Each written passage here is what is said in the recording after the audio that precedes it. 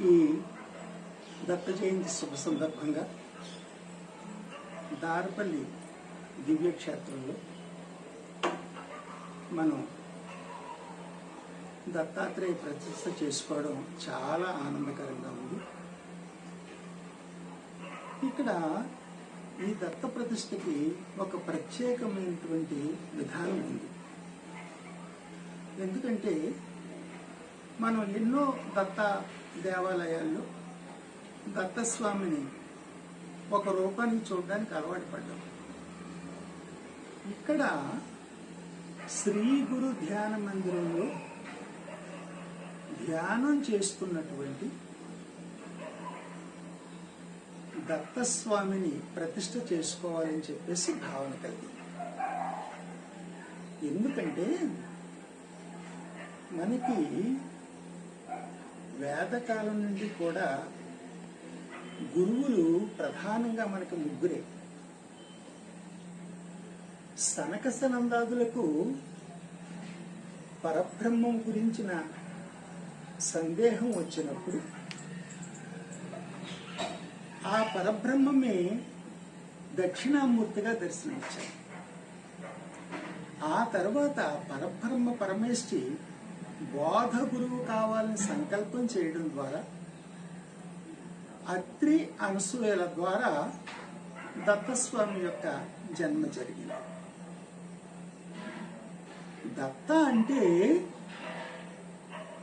ఎంత ఇచ్చినా తరగనిది, ఎంతమందికి ఇచ్చినా ఇంకా మిగిలి ఉండేది. అదే దత్త అనేటటువంటిది. అది పరబ్రహ్మమే. ఆ పరబ్రహ్మమును ఒక ధ్యాన రూపంలో దర్శించాలనే భావంతో ఇక్కడ ఈ దత్తస్వామిని మనం ధ్యానంలో కూర్చుని ఉన్నటువంటి సద్గురు రూపంగా మనం ఇక్కడ ప్రతిష్ఠ చేసుకున్నాం. ఈ ఏకముఖ దత్త ఆలయం సాకోర్లో ఒక అద్భుతమైన ఆలయం ఉంది. తర్వాత ఈ ధ్యానంలో కూర్చున్నటువంటి దత్తస్వామికి ఒక రూపం ఏంటి? అంతా ఆయనే. సృష్టి అంతా ఆవరించిన ఆయనకి ఆ రూపాలు ఎందుకు ఉంటాయి? అందుకనే దత్తస్వామి కిందుగా ఒక మంత్రాన్ని కూడా పెట్టాం. ఓం ఐం హ్రీం శ్రీం ద్రాం దత్తోహం అనేది ఆ మంత్రం. బీజాక్షర సంహితమైనటువంటి ఈ మంత్రమునకు ఒక గొప్ప భావం ఉంది. ఎందుకంటే ఓంకారం ఆది ప్రణవనాదం కదా.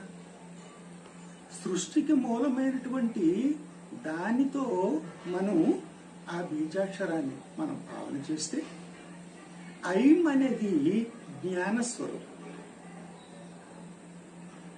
ఈనాడు సమాజంలో మెకాలే విద్యా విధానంలో పట్టభద్రులైనటువంటి మన యువతకు సనాతనమైనటువంటి జ్ఞానాన్ని అందించాలనే సంకల్పంతో ఈ ఐని ఉపయోగించాలనే భావన కలిగింది. ఎందుకంటే జ్ఞానము అంటే జ్ఞానం అనేక రకాలుగా ఉంటుంది. కానీ భారతీయ సంస్కృతిని అనుసరిస్తున్నటువంటి మనము మన సనాతన ఋషులు చెప్పినటువంటి జ్ఞానం వైపు మన యువతను తీసుకువెళ్లాలనే భావంతో ఇక్కడ ప్రత్యేకంగా దీన్ని ఇది చేయడం జరిగింది. ఎందుకంటే ఆధారం ఉన్నది, సాహిత్య రూపంలో ఉన్నదాన్నే నమ్మే పరిస్థితులు ఈనాడు ఉన్నాయి. కానీ నిజమైన జ్ఞానమునకు కాలము, ప్రదేశము, దూరము అనేటటువంటి భేదాలు ఉన్నాయా? అందుకని ఆ సనాతన ఋషులు ఏ జ్ఞానాన్ని అందించారో దాన్ని మనం తీసుకోవాలనే భావన ఇక్కడ ఉంటుంది. ఇక హ్రీం అనేది శక్తి స్వరూపం. ఈ శక్తి మనకి పరబ్రహ్మం నుండి అందుతుంది. అంతటా ఉన్న శక్తే మనలోనూ ఉంది. మనలో ఉన్న శక్తే అంతటా వ్యాపించి ఉంది.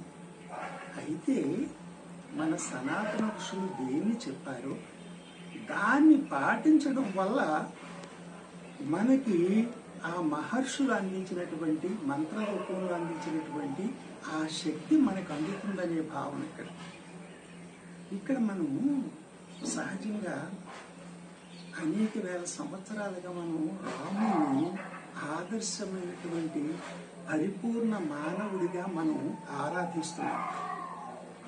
త్రేతాయుగం నాటి రాముడు దేవుడు కాదు, మన పూర్వీకుడు. ఆయన మనకి ఏమి నేర్పాలనుకున్నారో అది మనం ఆయన నుంచి నేర్చుకోవాలని. ఎందుకంటే ఆయన 14 సంవత్సరాలు వనవాసం చేశారు. ఎందుకు చేశారో తెలుసా? విశ్వామిత్ర మహర్షి యోగ్యత కలవటువంటి మిథిలా రాకుమారి శ్వేతతో రాముని వివాహం జరగాలని సంకల్పం చేశారు. ఆ స్వయంవరానికి రావణుడు కూడా వచ్చారు. ఆయన మొదటగా ధనుస్సును ఎక్కుపెడుతూ ఉంటే విశ్వామిత్ర మహర్షి అడ్డుకున్నాడు. ఎందుకంటే స్వయంవరంలో కన్యకు పరిపూర్ణమైనటువంటి అధికారాలు ఉంటాయి. సీత మొదటగా ఆ విల్లుని ఎక్కుపెట్టే అధికారం అయోధ్య రాకుమారుడైనటువంటి రాముడికి ఇచ్చింది అని చెప్పి ఆయన ఆప్ చేశారు. దానికి ఎప్పుడైతే తనకు అవమానం జరిగిందో రాముడు బయటికి వెళ్ళిపోయిన తర్వాత రాముడు విల్లుని ఎక్కుపెట్టాడు. అవన్నీ జరిగినాయి, వివాహం ఏర్పాట్లన్నీ కూడా జరిగినాయి. అదే సమయంలో రావణుడు ఏం చేశాడంటే 10,000 మంది అంగరక్షకులతో వచ్చినటువంటి రావణుడు మిథిల మీద దాడి చేశాడు. మిథిల మీద దాడి చేసేటప్పుడు మిథిల చాలా చిన్న రాజ్యం, యుద్ధాలను కోరుకునే రాజ్యం కాదు, ప్రశాంతంగా జీవితాన్ని గడుపుకునేటటువంటి వాళ్ళు ఉన్నటువంటి రాజ్యం. ఆ సమయంలో విశ్వామిత్రుడు ఇచ్చిన ఒక అస్త్రాన్ని రాముడు ప్రయోగించవలసి వచ్చింది. దానికి సృష్టి క్రమ వికాసంలో మనది ఎంత అద్భుతమైన సంస్కృతితో ఒక్కసారి మీరు ఆలోచించండి. సమన్వయకర్తగా ఉన్నటువంటి ఆదియోగి రుద్రుడు కొన్ని నియమాల్ని ఏర్పాటు చేశారు. మనం శక్తివంతులమై అస్త్ర శస్త్రాలను ఉపయోగించడం తెలిసినప్పటికీ మనకి తెలిసినటువంటి అస్త్రాన్ని ప్రయోగించే అధికారం లేదు మనకి. దానికి ఆ ఆదియోగి రుద్రుడు కానీ ఆయన అనుసరించేటటువంటి వాయుపుత్రులు కానీ అనుమతి తీసుకోవాలి. అక్కడ మిథిలను కాపాడడం కోసం, సీతని రావణుడు అపహరించకుండా ఉండడం కోసం రాముడు దాన్ని ప్రయోగించవలసి వచ్చింది. అలా ప్రయోగించడంతో వాళ్ళందరూ కూడా మోర్చిపోయారు. ఎవరూ చనిపోలేదు. ఆ 10,000 మందిలో ఏ ఒక్కరూ కూడా మరణించలేదు. అయినప్పటికీ శివ పరమాత్మ మహా రుద్రదేవుడైనటువంటి అన్ని విద్యలు నేర్పిన వాడు శివ పరమాత్మే కదా. ఆయన అన్ని విద్యలు నేర్పి మహాదేవుడయ్యాడు. ఆయన అనుమతి లేకుండా ఆ అస్త్రాన్ని ప్రయోగించిన కారణంగా ఆ ఆదియోగి రుద్రదేవుడు 14 సంవత్సరాల దేశ బహిష్కరణ విధించిన దాన్ని ఈయన స్వయంగా విధించుకున్నాడు. రాముడిని మనం ఈనాటికి కూడా దేవుడిగా ఎందుకు పూజిస్తున్నామంటే ఆ అస్త్రం ప్రయోగించడం ద్వారా ఎవ్వరూ కూడా చనిపోలేదు. చనిపోకపోయినా ఆయన అనుమతి తీసుకోకుండా ఆ అస్త్రాన్ని ప్రయోగించిన కారణంగా రాముడు 14 సంవత్సరాలు సహజంగా దేశం నుంచి బయటికి వెళ్ళడానికి నిర్ణయం తీసుకున్నాడు. అప్పుడు సీత కూడా ఏం చేసిందంటే, నా గురించి కదా రాముడు ఈ అస్త్రాన్ని ప్రయోగించాడు, నా దేశాన్ని కాపాడడం కోసం కూడా ఇతను చేశాడు అని ఆవిడ కూడా 14 సంవత్సరాలు వనవాసం చేయడానికి నిర్ణయించింది. అది రాముడు. అటువంటి దాన్ని ఎవరైతే ఆచరిస్తారో వాళ్ళకి అద్భుతమైన శక్తి వస్తుంది. హ్రీం అనే శక్తిని మనం ఎప్పుడు అందుతుందంటే వేదం చెప్పినటువంటి విధానాల్ని సృష్టి క్రమ వికాసంలో ఆ మహాదేవుడు ఏ నిర్ణయాలైతే చేశాడో ఆ నిర్ణయాలని ఆచరించే సమయం ఎప్పుడైతే వస్తుందో వాళ్ళకి అద్భుతమైన శక్తి వస్తుంది. అది రాముడు అంటే. అందుకోసం మనం రాముడిని అంత గొప్పగా చెప్పుకుంటూ ఉంటాం. ఇక స్త్రీ అంటే ఐశ్వర్యం. నిజమైన ఐశ్వర్యం ఏది? తృప్తి. రాముడు రాజ్యం కావాలని కోరుకోలేదు. ఋషుల దగ్గరికి వెళ్ళి వాళ్ళ నుంచి బ్రహ్మజ్ఞానాన్ని నేర్చుకుని దాని ద్వారా సమాజానికి మేలు చేయాలనుకున్నాడు. దానికి సహకరించింది కైకామాత. మన ఎప్పుడైతే విదేశీయులు మన వైదిక సాహిత్యంలో వేలు పెట్టారో అప్పటి నుంచి దాని యొక్క అర్థాలు మారిపోయాయి.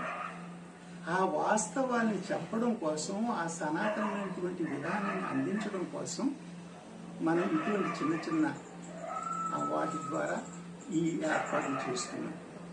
ఇక ద్రామ్ అంటే గురుమార్గ ప్రవక్తలైనటువంటి దత్తుని యొక్క మూల బీజం.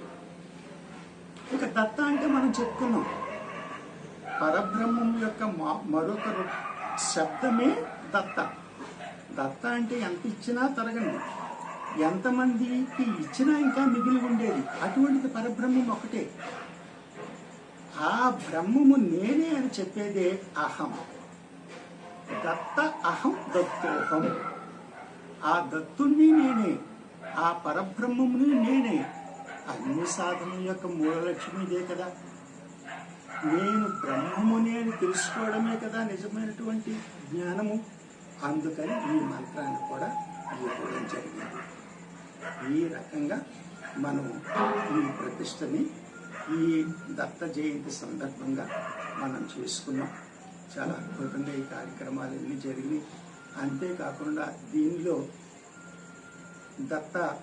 ఆ దత్తుని యొక్క మండపము, గణేష్ని యొక్క మండపము, అలాగే నవగ్రహాల యొక్క యంత్ర రూపంలో ఉన్నటువంటి మండపము, నక్షత్రాలు 27 నక్షత్రాలకి సంబంధించిన వాటికి సంబంధించినటువంటి వివరాలు, అంతేకాకుండా 64